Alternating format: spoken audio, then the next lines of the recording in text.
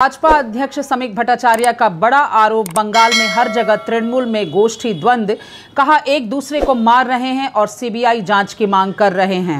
তদন্ত চাই খুন হয়ে যাওয়ার পরে, কারণ তারা জানে যে খুন করেছে সে তৃণমূলের একটু বড় নেতা, আর তার উপরে আরো বড় নেতার আশীর্বাদের হাত আছে। পুলিশ কিছু করবে না, সিআইডি কিছু করবে না। তো স্বাভাবিকভাবেই আমরা বারবার বলে আসছি, তৃণমূলের হাত থেকে তৃণমূলকে বাঁচানোর জন্যই এই সরকারটা খুব তাড়াতাড়ি বিসর্জন। 9 জুলাই কেন্দ্রীয়ভাবে ভারত বন্ধের ডাক দিয়েছে বাম শ্রমিক সংগঠনগুলো। আজ থেকে তারা প্রচারাভিযান শুরু করবে।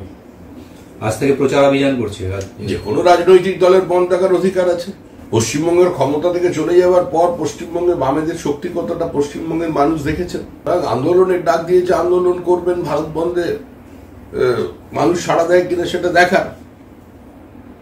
কিন্তু আমরা সিপিএম এ রাজ্যে গৃহীত, পরীক্ষিত এবং পরিত্যক্ত। সিপিএম এর যে রাজনীতি কার্যত সেটা তৃণমূলকে গদিতে টিকিয়ে রাখার রাজনীতি। এটা সিপিএম এর কর্মীরা বুঝতে পেরেছেন। আপনি 26-এর নির্বাচনের ফলাফল দেখবেন, বুথভিত্তিক পর্যালোচনা করবেন। যারা বিবৃতি দিচ্ছেন আজকে সিপিএম এর হয়ে, তারাও দেখবেন হিসাব বদলে গেছে।